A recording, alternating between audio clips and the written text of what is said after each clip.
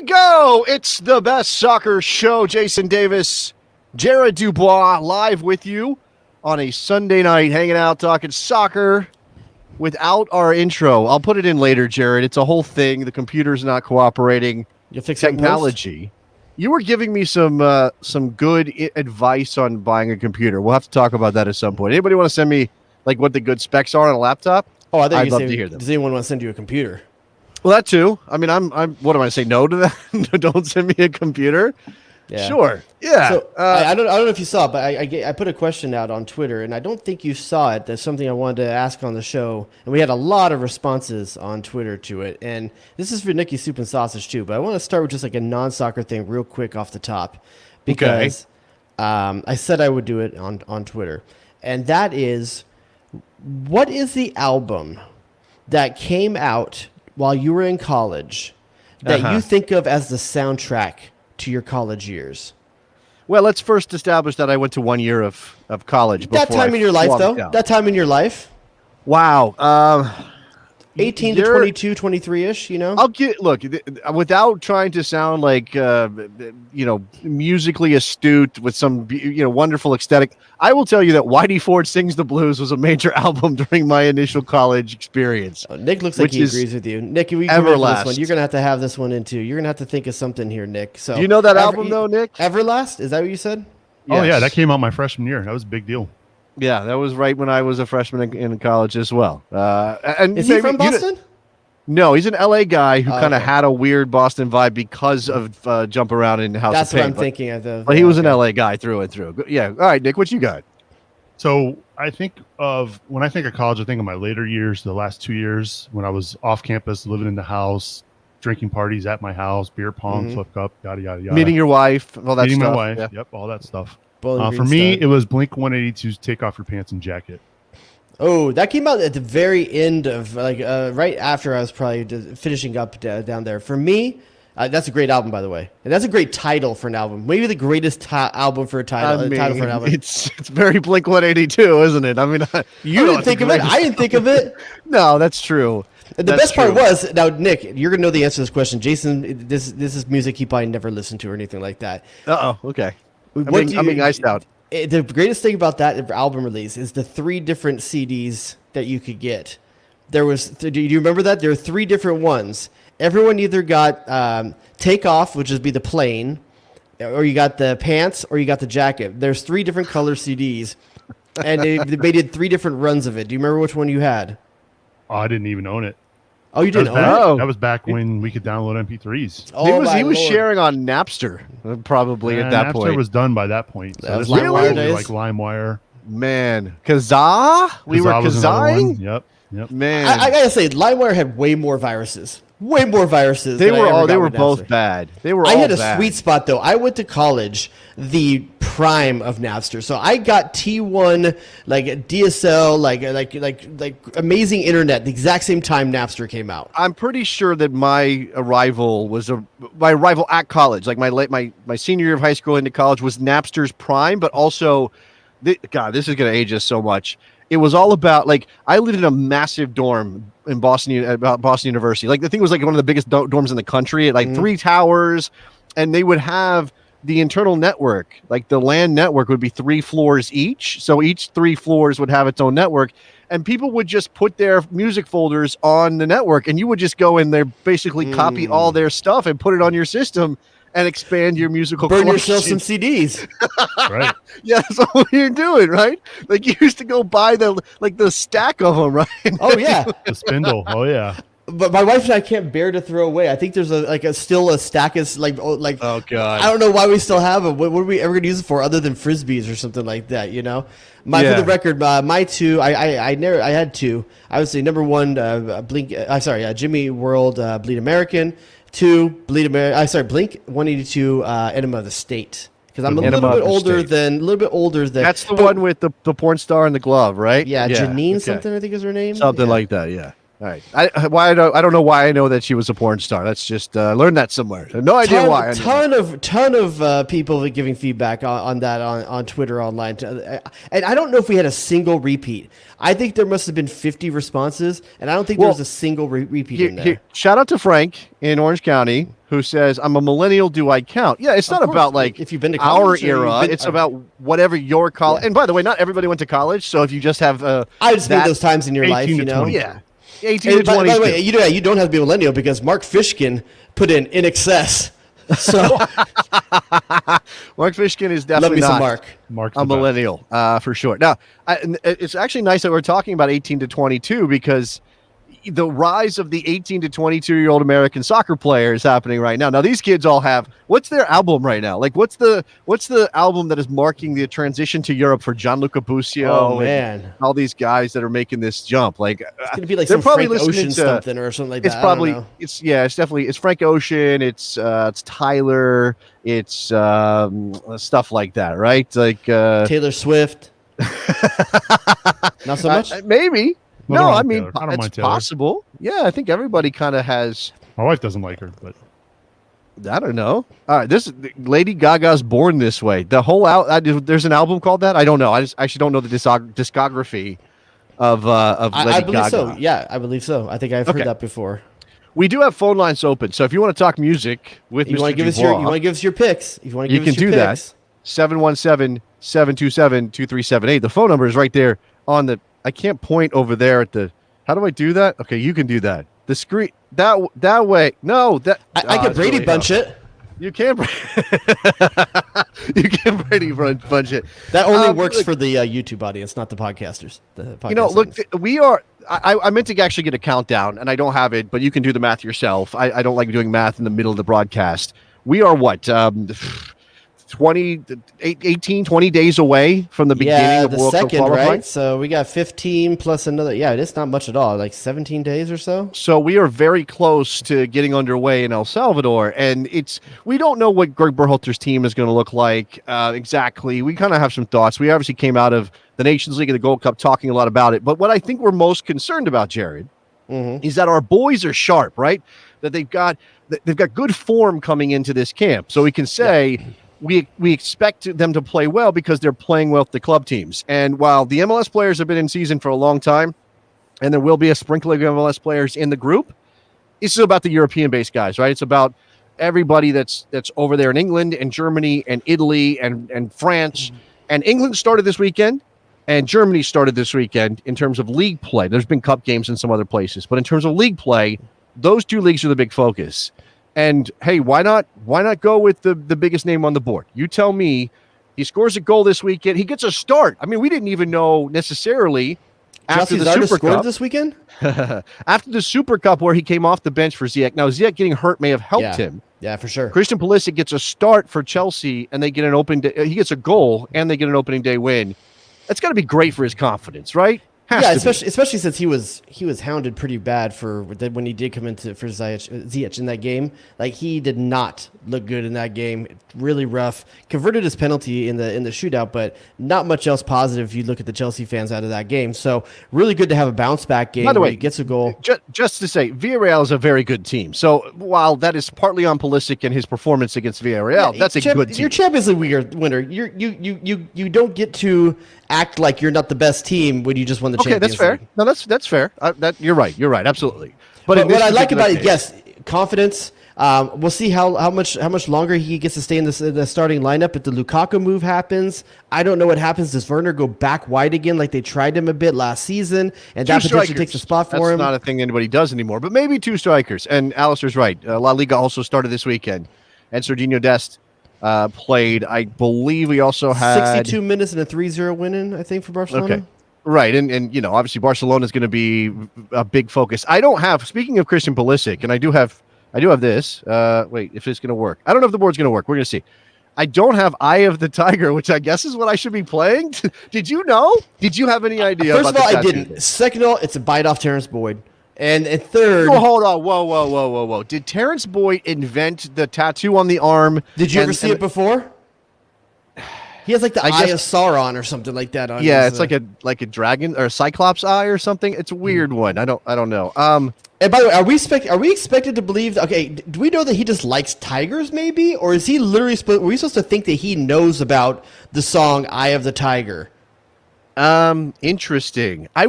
His dad had to have Hershey, been. Pennsylvania. Philadelphia is a big rocky place. Maybe it's a Pennsylvania kind of thing. Yeah, I mean Hershey's not Philly exactly. It's more west, but you're It's a right. state. Maybe there is a Philadelphia influence, and maybe it's a Rocky. I would love for that to be the case. Has anybody? Sean just says that the tiger is his spirit animal. Is that did he go on a vision quest or whatever it is to figure that out? Like, Okay, how does that but work? let's go back to this real quick. Cool or douchey? Man, look, I think when you're a professional footballer, the line to douchey is very far. You have to go very. I mean, look at what some of these guys get away with, and we still don't think of them as douchey. I mean, Most of them carry purses. Jack Grealish's hair would be douchey in any other context except professional football. Except right? 90s like Boy Meets World casting. He would be Sure. okay there. Okay, I suppose you can make that argument. There's lots of guys. I mean, We got to vote for douchey right here in the chat. I'm not sure if anyone else feels the same way, but I don't know, man. Like, I fixed it on the fly. We got some sound effects there. So Wonder Boy for Christian. Listen, I'm not a tattoo guy. I don't have any. Like maybe I just don't get it. But there's gonna be a time in his life where he's gonna wish he didn't have a tiger on his arm, right?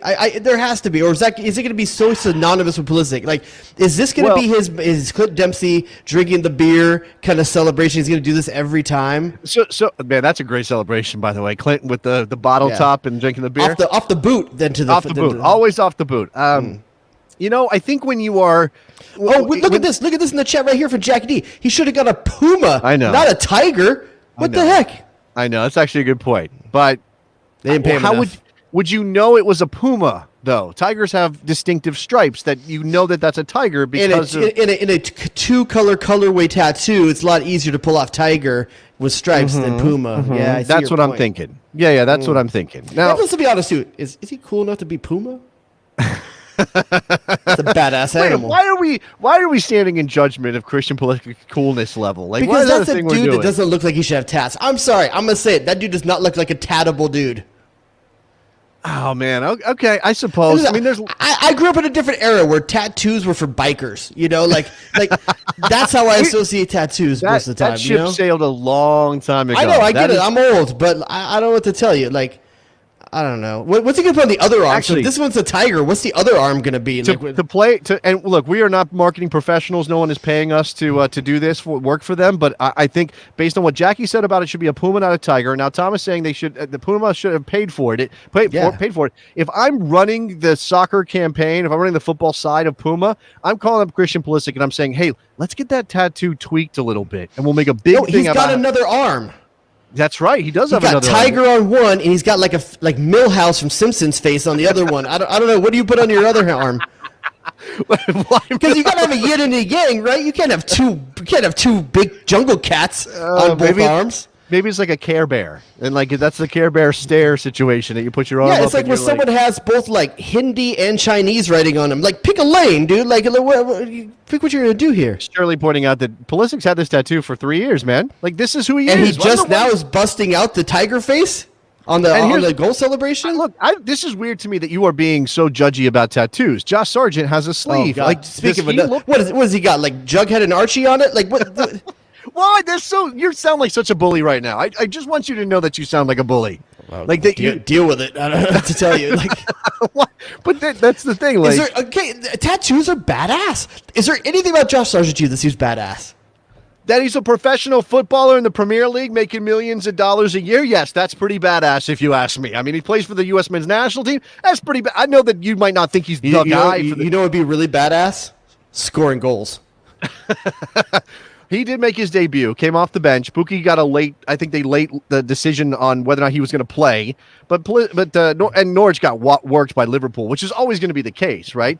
I saw some relatively positive expressions of encouraging things said about about Josh Sargent after that debut, but I don't know. Like until he goes and scores goals for a team that's going to maybe struggle a little bit in a league where they're going to be outspent, 3-1 by most teams. I don't know what to make. Is there anything to be read from the fact he didn't start that game? Is it just too soon? No, it's too soon. Even with Pookie out, he didn't start. No, Pookie played. Pookie started that game. I thought he was out with the COVID still. I thought he didn't play that game. He was a late decision, I guess, from what I can tell, where he did end up getting a start. So they went with their first choice striker. Okay. And then Josh Sargent came off the bench. Played a lot of defense. Well, again, it's Liverpool. What do you expect? Like that's the thing about judging. So, judging Pulisic means when he gets an opportunity, he has to be dangerous. He has to create things. In fact, after the Super League showing or the Super Cup showing rather, where again, as we said, maybe he wasn't the best. Don't look at Twitter if you don't want to see negative comments, right? But I saw plenty of Chelsea fans saying, "Take the 10 off of Pulisic. Get that number off him because they're certainly not Eden Hazard, right? Hey, so because he's not Eden Hazard. So do you think that, with Pulisic in that situation, again, we're expecting what? We're expecting goals. We're expecting passes that lead to goals. We're expecting the kind of play that merits the number 10 for a Champions League winner. And with Josh Sargent, it's more like, hey, did he get a shot off? I don't know. But isn't it all kind of bullshit now with the number 10 jersey anyway? No one plays a 10 anymore. Well, there's not a single number 10 in the world these days. But I actually think it's more, I thought about that too, right? There's nobody who plays in the hole underneath a pair of strikers as a number 10, creative player who's just setting up things. That's true. But I think the 10 is even more potent as a symbol because of that fact. Because we don't have a bunch of those kind of players running around, if you get that number, you have to. And again, Chelsea had Hazard wearing that number, so he's the standard for them, and he was everything for Chelsea on the attacking end. So basically, what the 10 has turned into, instead of being iconic Pele, creator like Maradona, it's turned into a Jordan 23, where the best player on the team always wants it. That's just basically what it's come into. Kind of, yeah, I think so. I think it's turned into a burden almost more than an honor at this point, right? If you're Christian Pulisic and they come to you and say, we want you to wear 10, probably because they know they'll sell more shirts in the United States. Not that that's everything. How much money do they generate off of shirt sales, really? I don't know. The only thing that I've seen about Christian Pulisic in the last year that's been number 10 worthy is the amount of fouls he takes. The dude takes fouls like a 10. They foul the crap out of Christian Pulisic. And that's because he's good with the ball at his feet. That's right. That's actually absolutely a reflection on his talent and his ability to get into those spots. Look, if we're going to be completely honest and everybody can cancel me if they feel like it's necessary, I'm not sure that was a penalty against Mexico in the Nations League final. You know what I'm saying? Like, he goes down, he gets the benefit of the doubt. He's a creative player. He's got the ball at his feet, making stuff happen. Like, you go with that, right? I'm gonna have you take a stand on this real quick before we move on from Christian Pulisic and Chelsea. Is this a pick your poison situation? No, I wouldn't say so. Okay.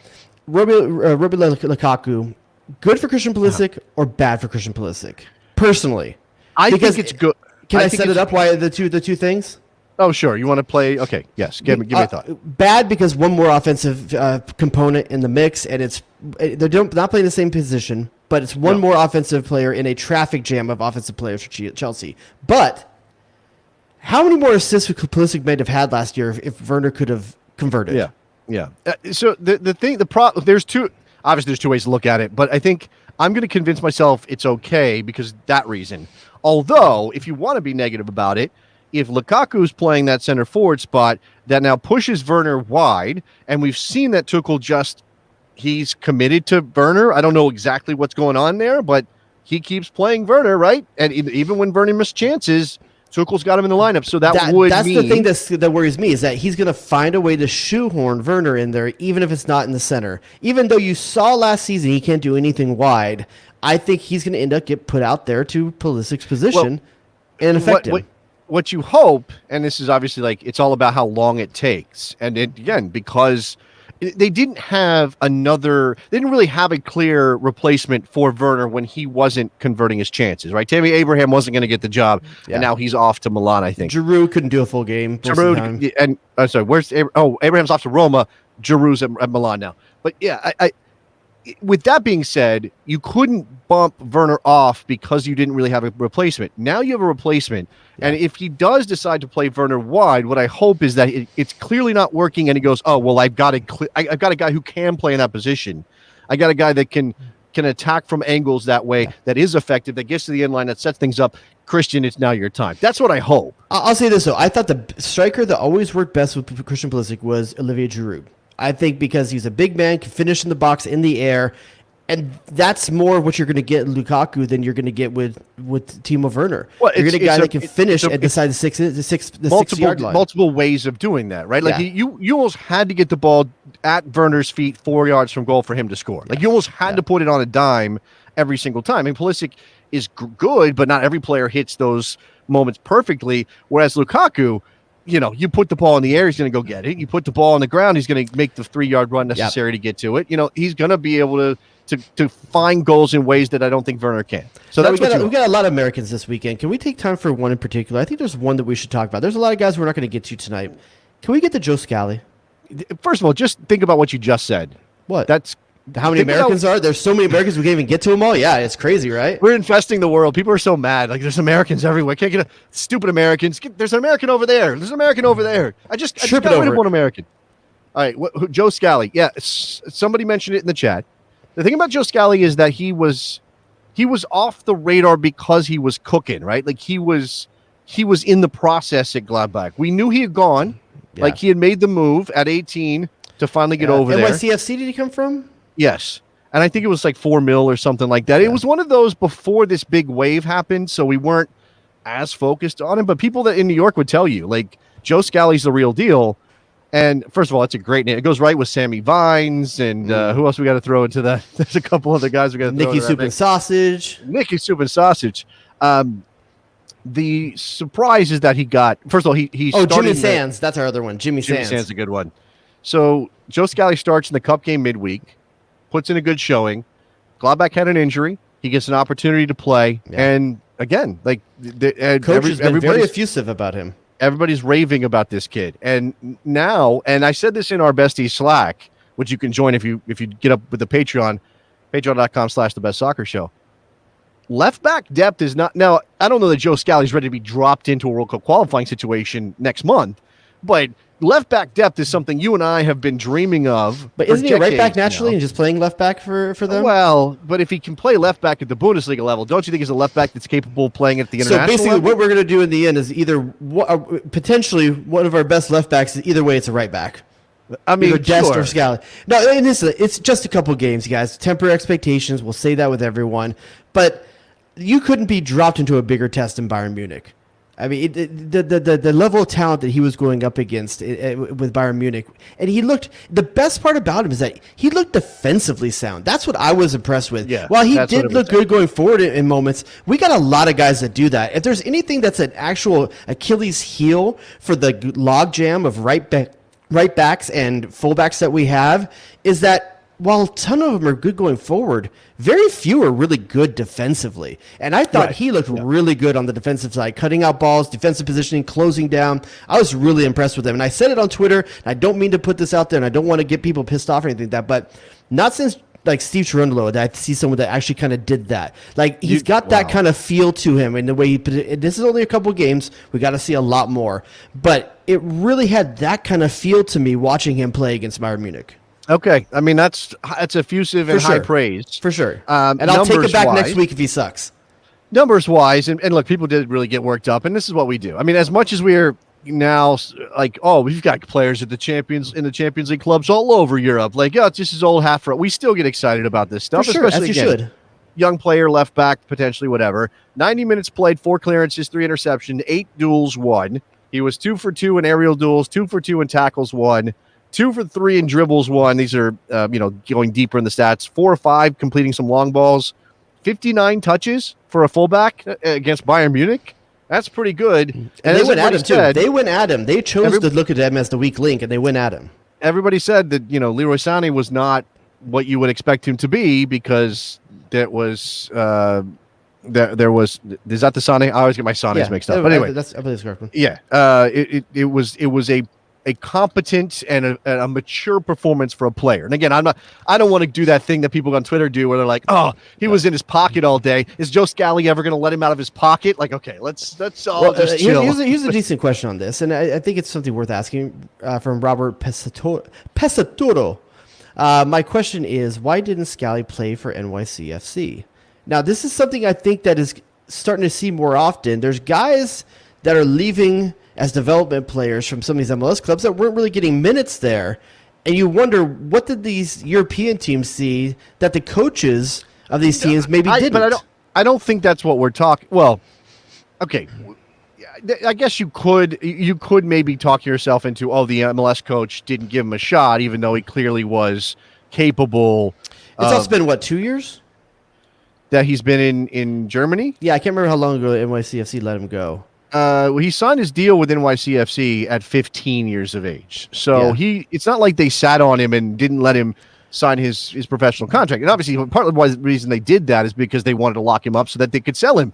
Like you get the benefit of that. March of 2018, he signs as a 15-year-old. So we're talking about he's just now 21. 18. He's just now 18. He's only been there 7 months, and he had to wait. And he did play for NYCFC. He just didn't play. He wasn't old enough to have played bucket loads of minutes. He just played a little bit. You could have the same rose-colored glasses with Gioreno. Why didn't he play for it? Well, he was 16. The dude was 16 when he was there. Yes. Yeah. And credit to NYCFC for recognizing talent and letting it move on too. I mean, we can say that about Dallas. We can say that about Philly. We can even say it half the time about Red Bulls, but a lot of these teams are willing to let go of these bits of gems of talent that they have, where there's other teams that kind of hold on to them because they have to, because they need the players and they want to. They're not like Dallas where they're willing to commit to not winning, and that's a weird thing to say. But Dallas is committed to not winning. It's not their main thing. Well, it's also clearly Joe Scally wants to get a chance to go to Europe and test himself. I'm sure that was part of the deal. If you're NYCFC and you do whatever the player wants to some level, it's not like NYCFC and City Football Group need the cash. No, I mean they can use it in an MLS context, it comes back into the team. Like it actually, you know what? Joe Scally probably paid for 4 home games at Yankee Stadium, something like that. God. Something like that, right? I don't know. That's such a joke, that team. It's such a joke. I can't believe they're still playing in Yankee Stadium at this point. But that just depresses me. We don't have to talk about that. Well, they didn't this week. They played at Red Bull Arena in front of 8,000 people worse. Or something. It's somehow worse. It's somehow worse. Yeah, I know. But we're not talking about that. We're talking about these American players abroad. So again, the season gets underway for a number of guys. Is there anybody you're worried about? I mean, I think we're positive about Joe Scally. Might not be a qualification player right now. We know Pulisic started well. Josh Sargent is a work in progress. Okay, let's see how that continues to go. I'm not really sure who I'd be worried about. I mean, there was a little bit worried for Des. Barcelona looked pretty good against Sociedad. Was it today? I believe it was today. I'm not worried about too many people. I mean, there's part of me that's worried about Tessman and Busio at Venezia, just because I don't know what that's going to be. That's a gamble. There's a gamble going there. So there's a little bit of worry there, but I got to see what's going to happen. It takes a few weeks still. Tessman, I think they made the bench this weekend. So I'm not sure what that's going to be. So if I'm going to put the label of worry on someone, I'm going to put it on 2 places. Well, the 2 guys at Venezia, okay, and then also Matthew Hoppe if he doesn't get out of Schalke. And it sounds like it might be happening. So Everton is the club I've seen most recently linked to Hoppe. I think it was €2 million or something like that. I was surprised at that number. I mean, if they need the money that badly, and they do, then maybe that's something they can work out. I don't know, Everton, is that exactly where you want him to go? Okay, Calvert-Lewin and all that stuff. And we talked about Everton as a potential landing spot for DK, and we weren't sure about that, right?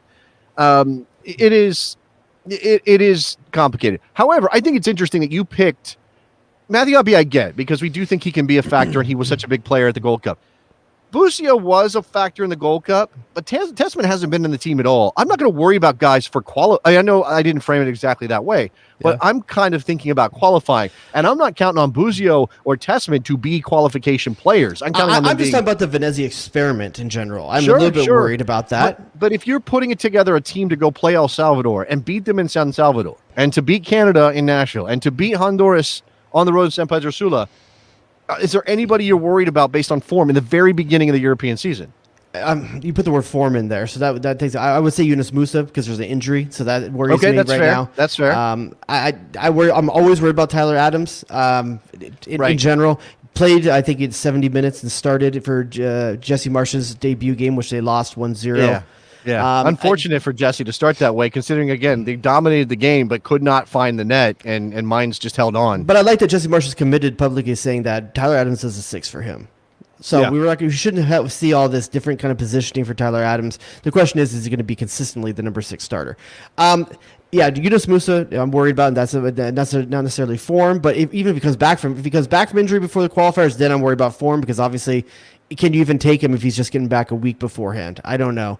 No, probably not. Honestly, and this is a messed up thing, it's not a European player, but I'm worried about Sebastian Lletget. The death of his sister this week. Obviously not playing his games right now. Let's first of all say condolences to Sebastian Lletget, and our hearts go out to the guy. Listen, that qualifier's just over 2 weeks away, man. Like, he's going to need some time. We'll see if it's something that he's ready to contribute to, and if Berhalter brings him. We are ahead of the Cascadia Derby match tonight, and he's been playing well, and he obviously was good in the Gold Cup. I think that Sebastian Lletget going through something and maybe having his qualification participation brought into doubt, maybe that benefits Christian. The other thing about in terms of form, what I'm worried about is always Zach Steffen, because here's the thing right now, Matt Turner is lights out. MLS. Let's do this. And Ethan Horvath is starting. Go ahead, let's do it. I'm done messing around. Okay, obviously Ethan Horvath is a factor here, because if he's playing after we saw what he's capable, and we knew what he's capable of. He did it at Club Brugge a little bit, but after the Nations League heroics and everything, I understand why you might include him. But let's just, you know what? I know that we're so conditioned to think the European-based player is the best option. At goalkeeper, I don't think that's necessarily true. Start Matt Turner. Yeah. I want Matt Turner to start in San Salvador. Okay, I feel the same way. I think it's Matt Turner's job right now. He's playing. B, he's on the best run of form since we're talking about guys like Tim Howard. Like, that's the last time we were talking about a guy like in this kind of form. It's Tim Howard at Everton, and that's how many years has it been? Because he's been at Colorado, he's been retired. It's been a long time since we've talked about a keeper in this level of form that Matt Turner's going through right now. And he's doing it with a guy in Bruce Arena. You think Bruce doesn't get to have him mentally prepared to do this? By the way, you said, and I wanted to double check, because I know Ethan Horvath started a game midweek. Yeah. He did not start in their league match, their loss against Bournemouth yesterday. Yeah, Samba started. So, and we don't think Ethan Horvath's going to walk in and take that job. I think you'll have a shot at it, but it's going to be hit or miss. And if Ethan Horvath's not going to be a regular starter between now and September 2nd, and Zach Steffen is going to be a cup player and would get maybe 1 or 2 games between now and September 2nd, if that. But it's Matt Turner. Ederson. He's learning from Ederson. It's Matt Turner. I know he is, and that's fine. It's Matt Turner. Okay, it's Matt Turner. That's it. Let's stop. First of all, the man can throw a strike. I watched him throw the opening pitch for the Red Sox on a video that they put together. First of all, guy. Was he a baseball player before soccer? He was in high school. Yeah. He had a nice motion. Look, obviously he was a pitcher. I said on Twitter that you could tell the dude played baseball, because he made sure to step over the baseline. Like, he was not going to mess around stepping on the baseline. It's a superstitious thing. You always got to step over. First of all, it's pristine too before the game. You don't want to mess it up. Here's the fun pick your poison for you then, in this regard. Better first pitch thrower from a soccer player. Okay. Who would be better, Matt Turner or Taylor Twellman? Because Taylor Twellman almost went pro. No, I know he did. I think Turner pitched. I don't think Taylor ever pitched. I think he was probably a decent ball player, but I don't know. I mean, maybe Taylor's done it. We should see if there's video out there of Taylor throwing out a first pitch. I'm sure he's done it. How's that not happen? He's an ESPN dude. Like, come on. How is he not? Nah, he probably did it during his Revs days. Turner's got the height advantage though, and for pitchers, like, being able to pitch down like that's an advantage. Yeah. No. I'm telling you, man. Like, you can imagine if Matt Turner had chosen baseball, that he'd pretty. I'm not saying he'd have gone pro, but he could have been a pretty decent baseball player. At the end of the day, Matt Turner number 1, Zach Steffen number 2, Ethan Horvath number 3. You heard it here first. Yes. Okay. That to me, what matters is Matt Turner is in the best form. He's an incredible shot stopper, and I have come around. Not that I was really necessarily on he's got to be great with the ball at his feet, and he's got to be a great distributor of the ball. I want that. I prefer that be part of the makeup of a goalkeeper. But first and foremost, the job of the goalkeeper is to do what, Jared? save a ball from going in the net. Save the ball. Keep it from going in the net. And you know who's the best of the American goalkeepers at doing that? Matt Turner. Matt Turner is the best at doing that. It's not to say the other ones can't do it, but we don't know. No. We're not seeing them. Right now, Matt Turner's the best at doing that. So Can't prove a negative. Can't prove a negative. So let me do something real quick. And again, we don't exactly know what Berhalter's going to do when it comes to the starting lineup against El Salvador and the 3-game set and all that stuff. But let's go through an imagined starting 11 for the U.S. men's national team. And there may be some controversy here. 3-man back line, 4-man back line, traditional fullback. Well, why don't you and I just agree on what we're going to do right now? We're going to do 3-man or 4-man back line? I think it's a 4-3-3. I think we just go with a 4-3-3. Okay. I think the 3-man back line was a situation of where they were, the Gold Cup, and the personnel that they had. Okay, so what I want from you is almost essentially just a thumbs up, thumbs down, like an approval rating, good or bad, on the individuals we expect to start in each one of these spots. Okay, and again, there may be a little bit of controversy depending on the position, but I think we can do this. We'll start at the back. We think it's Matt Turner. He might not be the guy. Thumbs up. Obviously, we're good on Matt Turner if it does end up being him. Let's say left back. Is that Serginho Dest right now? Are we good with that? I think so, Serginho Dest. Okay, and he based on his performance today against Sociedad, or this weekend against Sociedad, the way Barcelona started, we can be positive about Serginho Dest. He's been playing some left back for them too. So okay, Sammy Vines went over to Wordle Antwerp. I don't think he played. I think he was on the bench. I don't know if he played in that game. I did see his name on a team sheet. He's not going to start though. MLS Aces. Thank you for the shout out. Let's go to center backs. John Brooks. I actually was trying to look up his numbers. I don't know how Wolfsburg won. I think they won 1-0, I want to say. Okay, well, if it was part of a clean sheet, then I'm going to consider that a win, and we can be positive. Even if it wasn't, we're not changing our mind on John Brooks. The lock of all locks. He's the most locked person on the roster. He is the most locked person on the roster. To the other center back. Okay, this is a rough one because we're all high on Miles Robinson right now. But sure, we can't forget that Berhalter won a Nations League with the A squad with Mark McKenzie. Sure. And so I'm going to go with. Okay. Let's. And if Zimmerman's healthy now, I'm not sure. Did he play for Nashville this weekend or not? I'm not sure if he did or not. I'm not sure where he's at. They had DC United today. I know DC scored a couple goals, but I think they lost that game. DC lost the game. Nashville won. I didn't look at the lineup. MLSH is saying Chris Richards, right? And another player who's in a limbo situation with his club, and as much as I like Chris Richards, Berhalter going to put Chris Richards in a qualifying game, having never played him in a meaningful game next to John Brooks?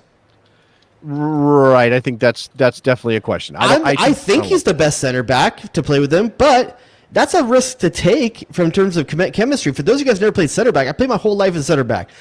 There's a chemistry thing with two guys playing in the middle of a back line like that, of understanding who's pulling, where the back line is. Oh, I thought you said. No, I'm sorry. I'm bringing in a comment here. This is about Matt Turner. Matt Turner needs to play in Europe against top strikers before you can even mention starting for the U.S. men's national team. I'm sorry. Look, there may be that would be great in a perfect world where all of our best, but we have guys not starting in Europe. Matt Turner's the starter. I don't care if it's MLS or not. It doesn't matter. It doesn't matter, dude. I'm sorry. It doesn't. That's a ludicrous take. Ludicrous take, buddy. I love you. All right. So let's just say, for the purpose of this discussion, Walker Zimmerman was on the bench for Nashville this weekend. Okay, but maybe he'll be healthy by the time we get there. I think that based on Zimmerman's health, Richards not playing, Mark McKenzie just starting the season, and whatever, still being a little dicey based on what we saw in the Nations League. I mean, I like Mark, but are you really super confident about him?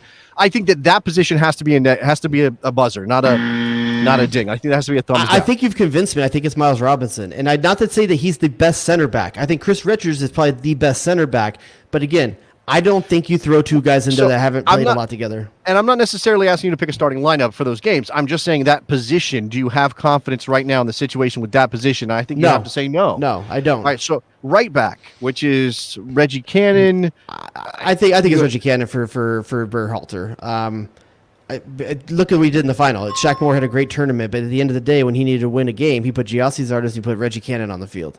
Okay, I hit the button, I hit the ding, but then there's also the fact that Reggie Cannon's situation with his club is all kinds of messed up. And And I meant to address this when we were talking about that. He's right. I said to your point, Robinson and Brooks haven't played together. You're right. They haven't played together. But what he has over Chris Richards is that he's played meaningful, consistent minutes for Berhalter to evaluate at the national team level. So I think that's the deal breaker between those two. And thanks for Mario for pointing that out. I meant to say that. So right back again. You've got Reggie Cannon. Boavista plays tomorrow. I don't know what the situation is because Boavista is an absolute mess. There's DeAndre Yedlin. He's there. He's an option. In terms of confidence, are you relatively confident about the right back position? Forget who might actually start. We're so deep. I mean, we could bring Joe Scally up if we want to do. Okay. So let's move into the midfield then. Tyler Adams, based on the performance he had today against Mines. Again, they lost the game. I think second best lock. Second best lock on the field. Okay, feeling good, feeling okay about the way the season started for Spine Tyler feels good. Spine feels good so far. That's something you say a lot when you get older and you're not really sure. You get up in the morning. I played 36 holes this morning, but it ain't feeling good. Spine feels good today. All right, moving forward from that, Weston McKennie, they haven't opened the season up yet in Italy. I'm going to say okay. We have no reason to think otherwise. Yeah. So we can be positive about that spot. I did see some preseason highlights from him. He looked really good. Okay, so what the other spot? That's the Sebastian Lletget, Christian Roldan, Yunus Musa, Giovanni Reyna? No, probably not. That's the question. I think that's the question. Is Berhalter willing to take what he's seen at limited games for Dortmund to say, this is the way I can get Brendan Aronson or Tim Weah on the field? It's tough because he hasn't done it in his own system. I think this is a camp-based decision. I think he brings Gio into the camp. He gets a day or two looking at it, and he makes a decision there on how it looks. Why not? He's looking fantastic for Dortmund. I understand that, but that's like doing some like crazy. Wait! You say you feel there's that much of a drop off from Giovanni Reyna in that position? What we've seen in Dortmund and Sebastian Lletget, because that's the other person you'd be talking about there. You're saying that not available. The drop from Lletget to Reyna. No, Reyna's a better player, but he's a different player, and I think that it's just my instinct, and not necessarily saying I wouldn't do it. I think if you do it against El Salvador, see how it works in a game where you like we got to flip the way we're thinking about this. In the past, when it's Musa, McKennie, and Adams, McKennie's doing a lot more offensive work. He's giving more freedom to go forward. I think you limit him a little more, and you give him a little defensive responsibility, and that allows Giovanni Reyna to actually get up in there and do the creation. But I still think that you want McKennie, when you're in possession, to play high-ish. He still can't because Adams is there to back him up. I know he can still cover that space. I don't know. It's just. I can see it going either way, but I think it's going to. You don't think Berhalter's going to try that sometime in camp just to see what it looks like? No, he absolutely should try it. I just don't know if that's what we're going to see in qualifying. So again, forget about whether it's Reyna or Lletget or Roldan or Musa coming off of injury. Are you feeling okay, considering the opponents that you have in the first 3 games, which again we're 18 days away or whatever? Do you feel okay about that spot on the field, no matter what Berhalter does? Whether it's Sebastian Lletget or Giovanni Reyna, both of them are good enough in that position to get these wins, the results we need. For Gio, again, Gio's an athlete. Gio is quicker than people give credit for. Gio has bite to him. I think he's a nasty player occasionally. You have to be careful about that in qualifying. I think he can do it. I just don't know if Berhalter's going to drop him in right now. Okay. So that's the midfield taken care of. There's a forward line. Now, it's Pulisic coming off a goal to start the season. It's obviously Brendan Aronson, who's still getting his legs, doing his thing at Salzburg. You could throw in a Tim Weah who can play on either side as he starts in France. You could throw in Conrad. I mean, Conrad comes out of the blue and is killing it for Marseille right now. So that left, and really this kind of applies that's to both. A call-up potentially. That's not a starting position. No, but what I'm saying is whatever wide forward spot you're talking, right or left, and maybe Reyna's still wide forward, we're good, right? We feel comfortable about that. Now, center forward is where it gets dicey, right? Maybe the first place on the field outside of that other center back, where you're kind of like, I don't know, what are we thinking here? Because DK just burned himself out, unfortunately. DK's dropped off. He's not getting his move right now. I don't even know if he would be the guy even if he was moving. Josh Sargent just gets his first minutes in the Premier League. I think he's a good player, and I think he will score goals. It hasn't happened yet. How can you feel great about it? Yeah. Matthew Hoppe, he's in limbo. He's a second Bundesliga player, which doesn't necessarily mean he can't start, but he didn't play there in the Gold Cup rather. Yeah. Somebody asked me on Twitter. I didn't even remember who it was when I did this AMA when my power was out the other night. Somebody said who starts for the United States in Qatar in the World Cup in 2022. And first of all, you got to get there. Ooh, that far away? Jeez. I said Jordan Pifok Sibachu. That was my pick because I don't know right now who else looks likely to be. That's who I would pick to start this game, to be honest with you. Okay. I mean, All right. Zardes did some really good work, and you know that Berhalter loves him, but I thought Pifok looked pretty good, and he's actually started off the season well with young boys, too. So, you value goal scoring, right? You could be scoring in a farmers league somewhere in Germany. And you're like, oh, whatever. Come in. We need goals. Get in here, right? And just like the Giovanni Reina conversation, this is going to be an unsexy answer to this question. This can be a camp-based decision. I think you bring these guys in, you see who's working well in the camp as you get a couple of days to evaluate them. It could be Sargent. It could be Pifok. It could be Gyasi Zardes. I think I would put him maybe third in that choice, but I think it's going to be Pifok, but I think it depends who's showing well in camp and who's combining well. By the way, I can't remember who said it on Twitter. This is Lefty Coyote who has it here. But I have this drop. I have that for Giovanni Reina, but that kind of works for Pifok. The Pifok era? The Pifok era is happening right now. Could be. So, okay, regardless if it's Jordan Pifok, Josh Sargent, Gyasi Zardes, Daryl DK, any number, Matthew Hoppe playing there. Are you comfortable right now? Well, Lefty says it was him. At that position? Yes. God, no. Okay, God, so no. But I don't think it's so bad that it's going to limit the U.S. from getting the results that they need. No, of course not. So, but what we're saying is out of 11 positions on the field, we have doubts. Goalkeeper kind of, I have to push it aside because while we have an informed goalkeeper, there's definitely a question whether Turner can earn the starting job. Out of all the spots, I think we're 9 of 11 we feel pretty good about. And then that one center back spot next to John Brooks and that center forward spot. Those are important spots. Those are up the spine. The spine is feeling a little dodgy now. Now we mentioned that both sides of that striker is deep. And I know you weren't trying to get too much in the weeds with it, but who are you putting at that right side of that front three? Are you going Giovanni Reina, or are you going to put like Aronson or Way and let Reina go into the midfield? If you're picking your lineup. I would love to see at least in one of those games, and I'm not sure which one it is. Let's say you win the first two. Let's say you beat El Salvador and San Salvador, and you beat Canada at home. Why not play Reina in the midfield and throw Tim Weah up there and start him on the right hand side? I'm going Brent Aronson. I think Brent Aronson has shown better form and better results. Brendan Aronson could also play in that midfield spot too. Like he's capable of playing. Yeah, but he's not doing it at his team level, and I think that's something that Gio's going to come in with confidence, having played that position, assuming he's liking it there, and it looks like he is. I would go with Brendan Aronson on that right-hand side. Okay. Now, earlier we were talking about the I mentioned there's Americans everywhere. It's happening all over the place. There's a quote in a Dougie McIntyre. Shout out to Dougie McIntyre, by the way. Got hired by Fox Sports. Did you know that? Were you aware of that? Dougie McIntyre, who left Yahoo, got picked up. He's working for Fox Sports. Love it. One of the best dudes in the business. He wrote a piece about just, the rise of the American player, the generation of players we have coming through, what the future looks like. He's got a quote in there from Jim Curtin, head coach of your Philadelphia. I don't know if they're your Philadelphia. There's some people's Philadelphia. Not this week. In which Jim Curtin says, we got a 10-year-old in the academy that Real Madrid and Barcelona are fighting over right now.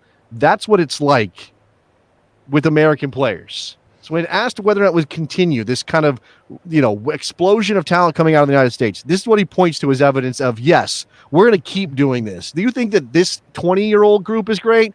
Wait until you see the 10-year-olds that are coming. Now, look, I'm the first one to tell you don't talk about 10-year-olds because there's no context in which it's okay to talk about somebody else's 10-year-old. Just don't do that. But if you talk about the general idea of American players, it's getting to more like wine. Is it like, oh, this is really good, but you should taste what I have in the cask that's going to be ready next summer. Like that one that's fermenting right now. Like it's got beautiful legs on it. Like it's got so many tannins. It's ready to age. This is one thing we've always been good at, right? We've always been selling youth. Yes, I mean, like selling the reputation of youth. Don't quit saying incredibly awkward things. I changed it. Okay. Jay Rodius. We are very good about getting excited about players who haven't even gotten to the point where they could be professionals. Do you know what I'm saying? And we, the history of this was getting really excited about a kid who gets a move to Spain or to Germany or something when he's 14 or 15 or he plays what's his name doing right now? I'm not sure. Like Ben Lederman is in Poland, I think, somewhere right now. I mean, I'm happy for the kid. I hope everything works out. But this is why you don't just go crazy when a kid goes to Barca at like 10, 12 years old. How old was he when there? He was young. 12. He was 12. Now, the difference, there's a little bit of a thing here because Lederman actually got caught up in the whole Barcelona controversy about bringing players in before they're 18. You're not supposed to do it unless the family moves. And there was some question of whether the Lederman family moved to Barca because of soccer or not. You're not for example, Conrad de la Fuente was born in Miami, spent the first couple years of his life in Miami, but then his dad got transferred to Barcelona, not because of soccer, but just got a job in Barcelona that allowed Conrad to go to Barcelona and get into La Masia. And now here he is as a professional and U.S. eligible. Lederman's a little bit different. And obviously we're not sending any 10-year-olds to Real Madrid or Barcelona right now unless they have a passport, unless they're European, they have European family, which is the golden ticket and always has been. But I guess, is this indicative? Are we truly over the hill? Have we crested something now? Have we raised the water line where it's not dropping back down? And it also helps too, being in the top 10, the FIFA rankings, it's bullshit for the most part. But you're lying to yourself. You don't think that helps. Oh, but we can absolutely celebrate the hell out of that, right? In terms of work permits, it's gonna be way easier to get work permits if you're buying a talent from a top 10 team. I saw something about this. So usually that is mostly an issue in England, right? In the UK. Yeah. I saw some analysis that this will make it easier. I also saw some analysis that basically said, well, if you're getting a lot of minutes in MLS, it really doesn't matter as much as it used to. You can still probably get your work permit. So I'm not going to pretend to be an expert on the work permit situation in England, but I do think, clearly breaking into the top 10, it'd be nice to be ahead of Mexico, by the way. What the hell? What's going on? We beat them twice in a couple months. We can't be ahead of Mexico? We'll do it again in a couple months. Okay. The thing that is happening is that there's definitely a recognition of American talent. And somebody said that it was always coaching more than it was the talent. That was Joe here. Sorry. Joe saying the talent was there, but the coaching was the biggest obstacle to producing world-class talent. That may be true. And I think culturally, coaching always has to mature and is always going to mature slower than the athletic ability on the field, right? So you could have an incredibly talented 12-year-old, but if you don't have somebody who helps that 12-year-old learn the right skills, he's not going to meet up the level. I like this from our guy, Nick, as well. And he says, I think the best thing that's happening between Letterman and now is that you have places across the United States where you can go, develop, and move when you're ready. And when you're ready, I think it's now 16, 17 instead of trying to make that move when you're 12 years old. You're not, because I think there was a pressure in the Ben Letterman age is that you got to get over as soon as you get Barcelona. You got to go because that's your chance. Sure. You're seeing a ton of success with guys going at 16, 17, 18 now. And I think that you still can make it without getting in that early because it's Barcelona. I actually think being a little bit more mature and making a move is definitely helpful, I think. I mean, I don't know Letterman's family was with him. I don't think that was a bad situation for him. It just happens that sometimes kids aren't good enough. Right? The reason we got excited about Ben Lederman is because we never had an American player at Barcelona before, right? In the academy, in La Masia. Yeah. That's why we got excited. Not because we understood how good Ben Lederman actually was or whether you don't know at 12. It's impossible to tell. But that's my point is why focus on a 12-year-old when there might be an 18-year-old who's already proven he's capable of playing as a professional?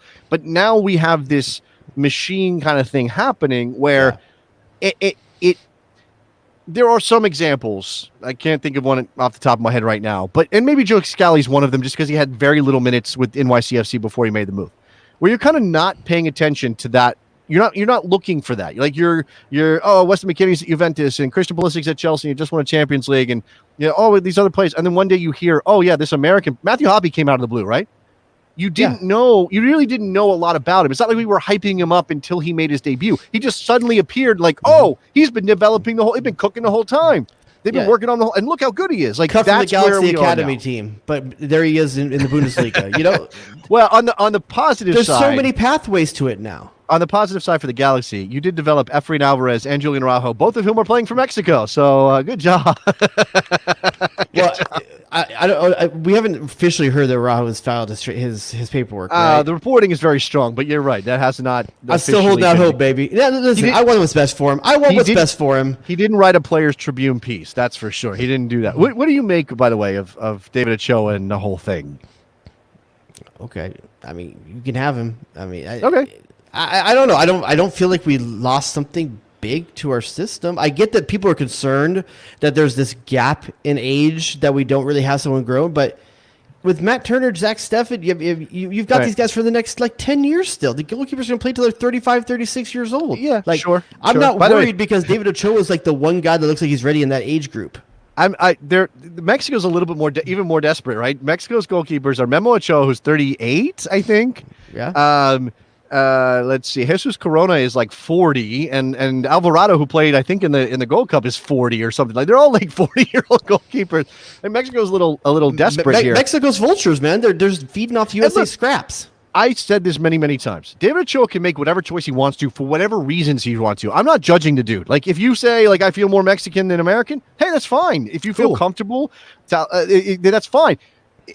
You cannot take out the whole depth chart issue, though. And it's not like the United States is rich in goalkeepers, but Steffen's in his late 20s, Turner's in his late 20s, or Horvath is in his mid-20s. The time that David Ochoa might have to wait to get a chance to really play for the U.S.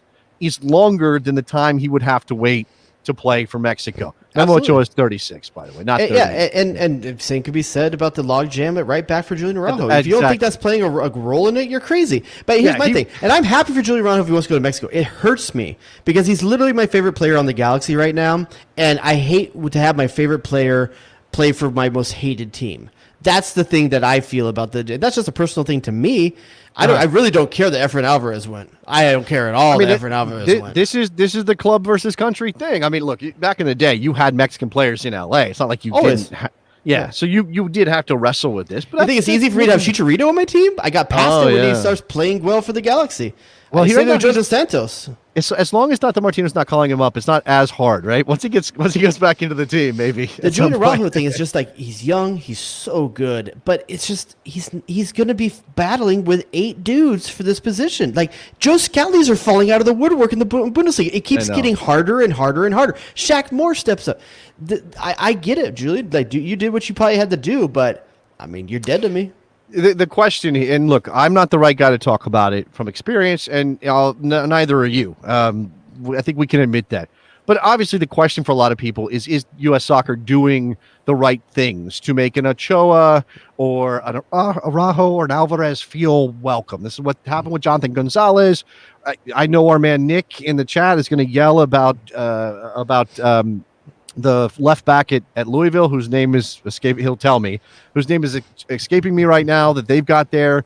If you don't make them feel welcome or you don't find a way to connect with them culturally, then they're going to drift to Mexico. Now, in terms of David Ochoa and what he wrote, it's my belief that you're basically starting halfway behind Mexico when the race starts, right? If this is a 100-meter dash, Mexico's got a 50-meter head start on the United States when these kids reach the point of having to make a choice. Jonathan Gomez at Louisville City, right? So that's the cultural pull, right? That's mom and dad saying, we want you to play for Mexico. That's him David Ochoa growing up watching Chivas. Let's be honest. That's also the easy answer for why you pick him. No, it is. The hard answer is, I don't know if I'm good enough to break the team. And no player's going to say that. Well, sure. So Ochoa's not going to say, I didn't think I could get in the U.S. team. That's why I chose Mexico. But that's definitely part of it. Also, I do believe that cultural pull is so hard, so strong that it's an upset if the United States men's national team gets a commitment from a player like Ochoa, Alvarez, Araujo. That's an upset. That's not like, oh my God, we got beat out. It's like, first of all, this scorekeeping we're doing is really unfair to the players because you just completely strip them of their agency and it's their choice, right? But we're like, oh, we lost a Mexican American player, burn U.S. Soccer down, and it's like. That being said, every player we've mentioned so far doesn't hurt the American system too much by them choosing Mexico over the U.S. The one that can't get away is Ricardo Pepi. Is that what you think, though? I mean, Out of is all it these guys, possible? that's not the one that you'd be most worried about not No, joining, no. given I would- the how little talent there is at that position in the U.S. I would be bummed if Ricardo Pepi decided to play for Mexico. Absolutely. And I know that's already a talking point, and the U.S. men's national team Twitter's going off about it. Pepi or Rajo, which one hurts more? No. Pepi would hurt more than Rajo, but I don't think it has to be that. This is not a zero-sum game. And if Pepi does decide to play for Mexico and he thinks that's the right thing, I'm going to be like, okay, whatever. Let's go find, as a program, we should be able to go find someone else, right? We should be able. True, but I also think that you should, because the striker position is so up in the air, you should be able to politic your way into Okay. keeping him. So this is the recruitment question, right? How much should U.S. Soccer pressure Ricardo Pepi? Three strippers, that's how much. Oh my With recruitment, that's what they do in college, right? You don't know if Ricardo Pepi is like you don't know if he was like an altar boy in church. You don't know if Okay, like 5 he is strippers. taking a vow of morality. You don't know any of those I've things. seen Why- blue chips.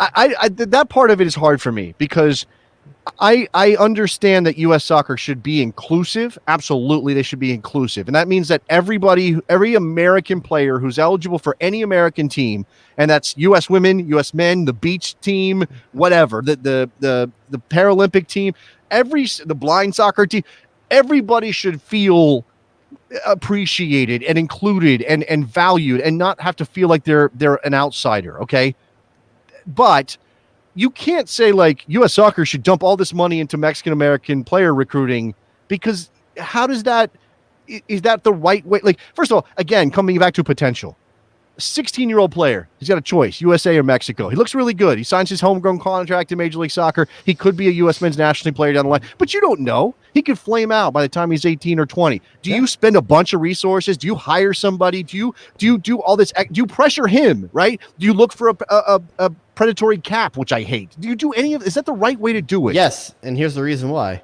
Mexico is. No, but I don't think two wrongs make a right. I don't think so. It's wrong? Yeah. You're telling me it's I think- ethically wrong I think that U.S. Soccer to should do what be, every Hold on. kid in FIFA has to do? I think U.S. Soccer should be, as a policy, be inclusive. Absolutely, they should have people who speak Spanish in U.S. Soccer. They should have people who can understand the Mexican-American experience in U.S. Soccer. 100%. I am not denying that. I'm not arguing that they shouldn't do those things.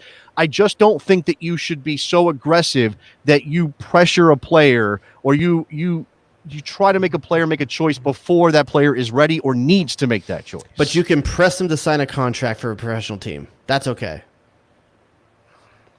What's the difference? I think well, because okay, you give the contract to the player and say, do you want to sign a contract? The player can obviously say no to that. Player can say no, they want to play for the other team. No, but The other national team. So wait, hold on. So what's your move? You're gonna say, well, come to our B team Gold Cup and we'll play you for 5 minutes, and now you're cap tied to us forever, but we don't actually FIFA's know if taking you're care of that. FIFA's taking care of that. You can still do a one-time switch up to you're 23.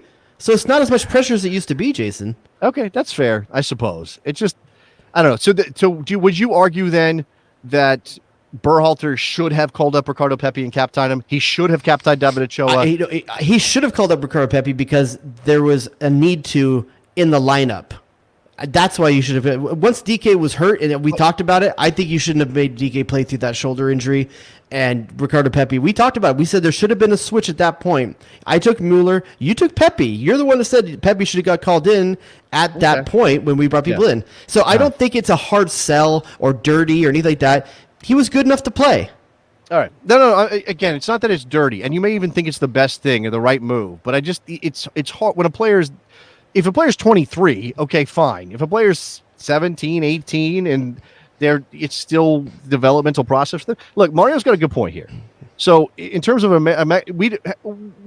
have we ever had like a truly identifiable Mexican American star in the U.S. men's national team? Have we ever had one? Yeah, I not that I would consider a star. I mean, you could talk no. about family and history with Carlos Bocanegra. I'm not even sure his family is Mexican, to be honest. I think the way that goes is when that happens, that player is going to be big enough. If we're talking star, that player is big enough and had enough attraction to him that he'll pick whoever he was playing for his youth team. Whatever youth team he was playing for at that point, is because he'll be able to start. It's not like all these guys we're talking about where they're worried about they're not going to get the minutes. We're talking about a star. Whoever the star is, they're going to play whoever they play for their youth team.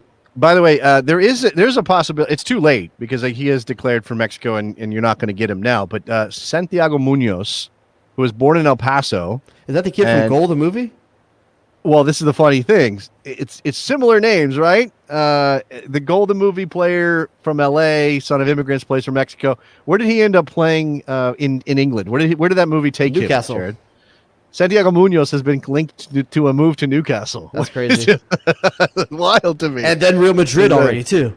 Yeah. Santiago Munoz has played for the youth teams for Mexico, U23s in the Olympics, I think. Was he part of? Yeah, he was in the Olympic qualifying. I don't know if he played in the Olympic tournament. I have to look. But he's 19 and born in El Paso. Anyway, just I think this is a very difficult conversation.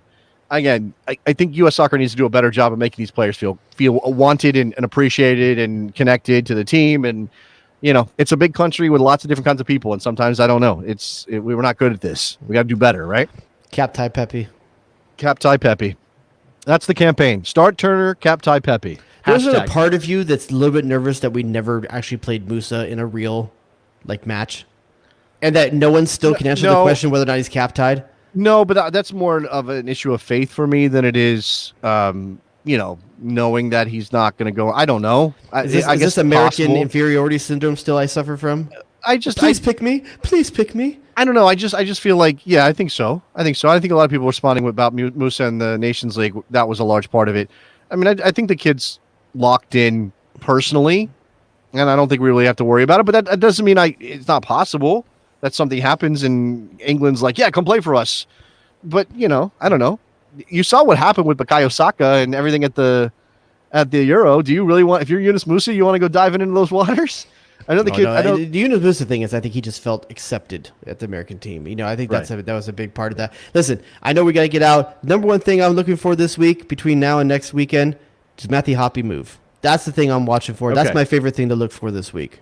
Yeah, we definitely did not touch on a lot of players that we could have talked about, and we'll try to make. We didn't even talk about Gio Reyna scored this weekend. He did score. Borussia Dortmund is going to be wild this year. If you watch any of that game, Erling Haaland, he's the Terminator. He's a maniac. That kid is unbelievable how good he is, and Gio's going to benefit from that. I do like Gio's goal. Because he's good at staying calm. It was very much that Nations League goal, too. The ball's there, and he's like, whatever, I'm going to put this in. All right, let's bring in our man, Nicholas Soup and Sausage, who's with us here. I can't get your sound effect to work, Nick. Excuse me. I just want you to make an appearance. We didn't even plan. I don't know if we have any reviews this week for you to pass. We do. Okay, perfect. Yes. Oh, God. Great. Let's do that. Listen, I need to address something off the top. I don't like that I have become this thing in the reviews where it's like I get to have the slight. Why am I get? It's like a thing. It's become a theme where I get slighted in the reviews somehow. Do you want the hate I get? Because I don't think you want the hate I get. I don't get it. You don't get it in the reviews. No, maybe that's true. I get it in my Twitter mentions, and my DMs, and my phone calls on the radio. By the way, did you know I have a radio show? I don't know if you knew I have a radio show. Man, sound effects aren't working. The drops aren't working. I can't play Nick's drop. It'll play in 30 seconds. Yeah, right. Probably. Yeah. If I will. It will. All right. Got to upgrade. This first review comes from JetBoy14. The headline is fun, witty, entertaining. Which one am I? As an early 40s college soccer washout, there is no better soccer show on the planet to listen to. Our demographic. These guys get me. He's got a college album for sure that he was like, that's my college experience. Yeah. He says, these guys get me. 80s kid, teen through 90s, playing soccer the whole way through into my mid-20s. They are fun. They are fans of the U.S. men's national team. And if you're unsure, Jared knows what's up.